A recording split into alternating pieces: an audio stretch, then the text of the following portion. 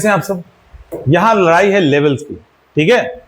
पे लेवल की लड़ाई है बीपीएससी सीजीएल 4 और एईडीओ के बीच में। इस लड़ाई में कौन जीतेगा ये तो आपको तय करना है, लेकिन बड़ा ही कंफ्यूजन है कि इतनी सारी चीजें हमारे सामने एक साथ है एक बड़े मौके के रूप में, क्योंकि जब सीट 600, 700, 800 जब होने लगता है ना, तब फिर हमें उसमें मौका दिखने लगता है। तो अभी बड़ा ही द्वंद्व की स्थिति है कि करे क्या। जैसे जो वनडे एग्जाम की तैयारी कर रहे हैं उन बच्चों के लिए थोड़ा कम, और जो सिविल की तैयारी कर रहे हैं उनके लिए थोड़ा सा ज्यादा। लेकिन वनडे एग्जाम की भी तैयारी कर रहे हैं वो भी थोड़े से द्वंद्व में है, उसको हम लोग दूर करेंगे कि अभी 71 का मेंस, 72 ओवरऑल, सीजीएल और एईडीओ, ये 4 एग्जाम जिनका में पीटी निकल रहा है।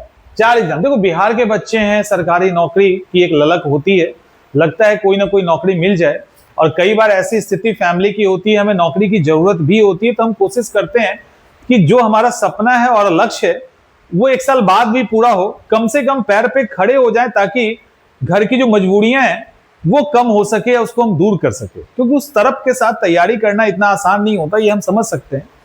तो इसीलिए नौकरी की एक तलाश होती है। तो वैसे स्थिति में आपके लिए यहाँ पे कई सारे मौके हैं, तो कंफ्यूज होना बड़ा ही लाजमी है कि हम करें क्या, मतलब किस ओर अप्रोच करें, हमारा सही डिसीजन है या नहीं है। ऐसे कई सारा कंफ्यूजन है, और कंफ्यूजन बैक टू बैक चल रहा है, बहुत सारे कंफ्यूजन हैं बच्चों के बीच में, और मुझे लगता है इस पे अच्छे से बात करने की जरूरत है ताकि आप कोई डिसीजन ले सको।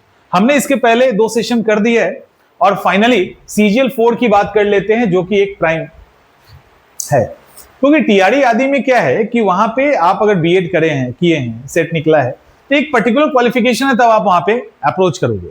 यहां पे क्या है कि मोस्टली प्लेन ग्रेजुएशन आप हैं, तो आप यहां अप्रोच कर सकते हैं। सीजीएल 4 के कुछ पोस्ट को छोड़ दिया जाए तो मेजर जो 1400 से अधिक पोस्ट है ना, वो तो सिंपल ही है, जो किसी भी सब्जेक्ट से ग्रेजुएशन की आप कर सकते हो, जैसे एएसओ का पोस्ट, और लेवल क्या 7।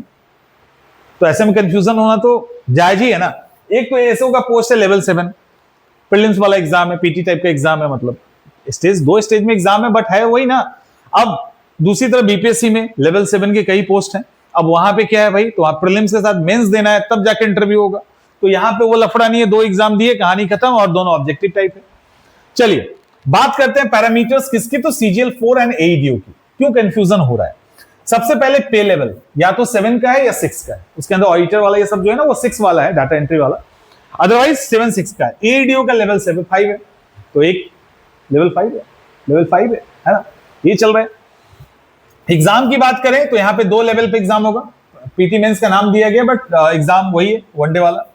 और इधर एक एग्जाम है, एक दिया कहानी खत्म, लेवल 5 है, एक दिया कहानी खत्म। तो एक जो नौकरी की आपको चाहत है वो आपकी पूरी हो जाएगी, उसके बाद अपने जो सपने हैं उसके लिए ऊंची उड़ान भरिएगा। तो एक नौकरी की चाहत एईडीओ पूरा कर रहा है, तो उड़ान भरने के लिए उसके बाद तैयार हो जाइए। एग्जाम पैटर्न ऑब्जेक्टिव दोनों का ही है। सीट्स की बात करें तो यहाँ 1481, जिसमें 1400 प्लस सीट की, जिसमें ग्रेजुएशन नहीं चाहिए आपको, और इधर 935 सीट है, 935। तो इधर डबल एग्जाम, इधर सिंगल एग्जाम है। स्टूडेंट्स इन सब की बात करते हैं, रिस्क यहाँ पे ज्यादा है। एक तो 2 एग्जाम है, कंपटीशन तगड़ा वाला है, तगड़ा वाला कंपटीशन है, क्योंकि एक साइकोलॉजिकल इंपैक्ट तो पड़ता है। बीएसएससी एग्जाम ले रहा है, अच्छा बीएसएससी ले रहा है, सीजीएल का एग्जाम है, तो लोग थोड़े हल्के में लेते हैं जो वनडे एग्जाम की तैयारी करते हैं। एईडीओ का एग्जाम बीपीएससी ले रहा है, तो आयोग को देखकर भी डर लग जाता है, अच्छा बीपीएससी दे रहा है, लोक सेवा आयोग ले रहा है, तो एक बार लगता है अरे कुछ तो होगा स्टैंडर्ड, ठीक है। तो वहां पे एक इंपैक्ट आता है, आयोग पे भी अंतर आता है एग्जामिनेशन पर। और दूसरा एग्जाम में जो स्टेजेस हैं उसको देखते हुए एईडीओ आसान है, कम यहाँ पे रिस्क है, यहाँ पे रिस्क ज्यादा है। बाकी और उसी पैरामीटर्स पे हम लोग डिस्कस यहाँ पे करेंगे, एईडीओ और इसका। सबसे पहले एग्जाम की बात करते हैं, तो देखो सीजीएल में 2 एग्जाम है, इसकी बात करें एईडीओ की तो यहाँ पे 1 एग्जाम है, राइट, 1 एग्जाम है। सीजीएल में जो 2 एग्जाम है उसमें जीएस भी है और मैथ रीजनिंग भी है, ठीक है, एंड अदर भी है, कॉम्प्रिहेंशन सब भी आएगा। तो बेसिकली वही लाइक अ सीसा टाइप है। यहां पे क्या है, जीएस है और यहां पर भी मैथ एंड रीजनिंग, ठीक है। और यहां पर भी आपको कुछ कॉम्प्रिहेंशन देखने वो इस तरह ना सिचुएशन बेस्ड जो क्वेश्चंस पूछे जाते हैं एप्टीट्यूड के अंदर, वो आपको देखने को मिलेगा। तो सिलेबस ऑलमोस्ट सेम है, यही चीज दोहराई जाएगी। हिंदी इंग्लिश और क्वालिफाइंग पेपर को हम छोड़ देंगे, फिर मेंस के अंदर आओगे ना तो आपको लैंग्वेज पेपर है इसके अंदर, और बाकी ये फिर। तो अभी हम जीएस और जहां पे जीएस है ना उस पे हम टिक जाते हैं आके। तो यहाँ जीएस है और इसके बाद general studies plus math, general science plus math, और दूसरी तरफ क्या है, जनरल स्टडीज है। यहां पर क्या है, जनरल स्टडीज तो है ही है, साथ में मैथ और रीजनिंग वाला सेक्शन है, एप्टीट्यूड वाला सेक्शन है। ओवरऑल सिलेबस उसी के आसपास है, ठीक है, उसमें नहीं है ज्यादा दिन। सीट की बात करें तो यहां पे 1400 प्लस सीट है और वहां पे 900 प्लस सीट है। तो सीट्स की बात करें तो यहां सीजीएल बाजी मार रहा है और यहां एईडीओ उस हिसाब से कमजोर है। सीट की बात करते हैं तो लेवल की बात हो गई कि लेवल 7 एंड 6 है सीजीएल 4 में, और लेवल 5 है एडीईओ के अंदर। स्टूडेंट्स की बात करें तो सीजीएल के अंदर वैकेंसी अच्छी खासी आएगी, तो ये उम्मीद लगाया जा रहा है 10 लाख 10 लाख के अप्रोक्स बच्चे हो सकते हैं, क्रॉस भी कर सकते हैं। तो एक अच्छी खासी वैकेंसी है, अच्छा खासा मौका है, तो इतना हो सकता है।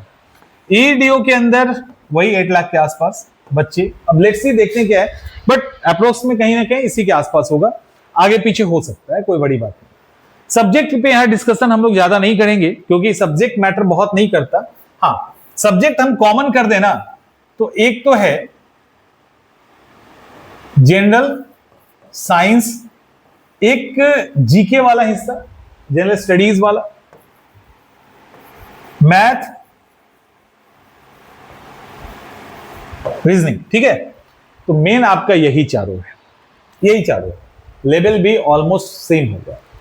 तो आप जब एग्जाम की तैयारी करेंगे तो आप सीजीएल 4 की करो या एडीओ की करो, आप इनमें से किसी भी पेपर को पे आप लापरवाही नहीं बरत सकते।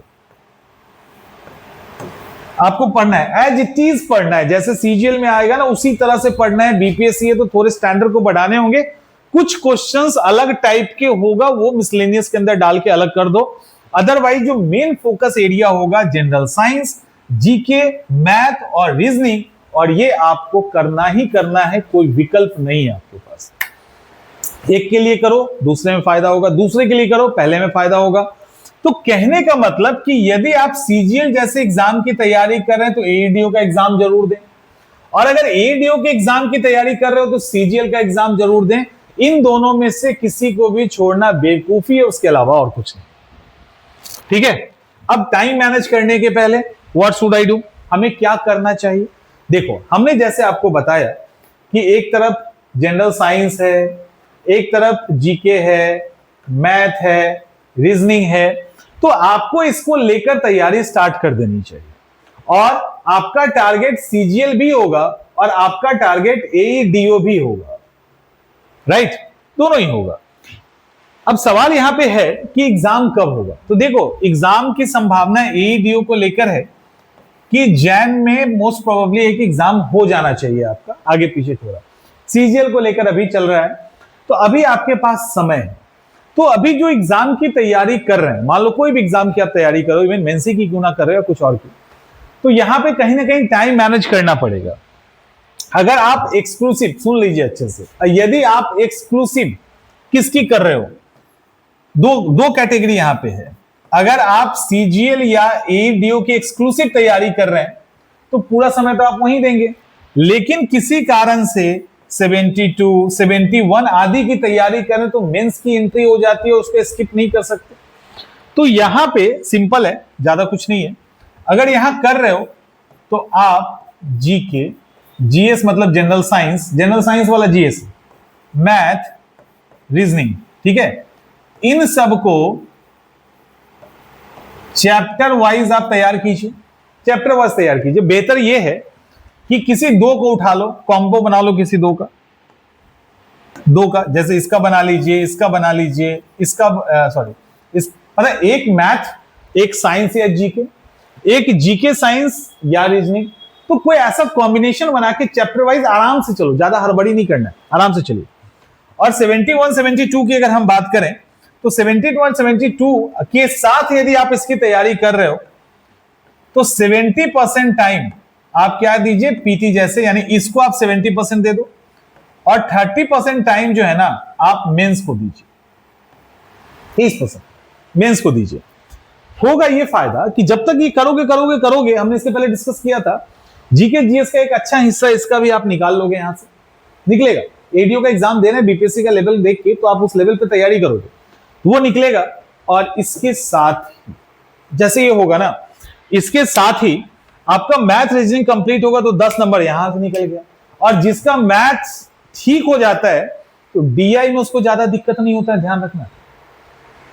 तो यदि आप अभी एईडीओ और सीजीएल 4 की सही तैयारी कर रहे हो ना, और मैथ आपका बचा, आपने ठीक कर लिया, तो आपका 70 नंबर मेंस में सेफ हो सकता है, आसान में 72 में हो सकता है।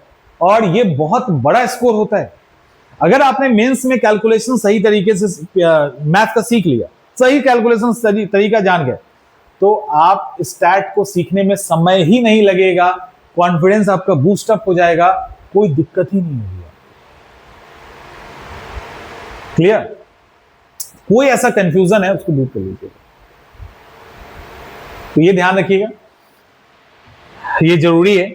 और किसी को कोई भी दिक्कत लग रहा है तो आप मैसेज करना, उसका रिप्लाई किया जाएगा। लेकिन मुझे ये लगता है कि ये स्ट्रैटेजी अगर अपनाओ ना, तो आपका उधर पीटी भी निकले, उधर भी नौकरी निकलेगा, इधर भी आप बचा लोगे। तो स्ट्रैटेजी थोड़ा सा ऐसे बनाइए, क्योंकि हमने पहले ही बोला कि परिस्थितियां ऐसी है विषम कि आपको यहां से निकलना है, तो स्ट्रैटेजी परफेक्ट होना चाहिए। ठीक है, मिलते हैं नेक्स्ट।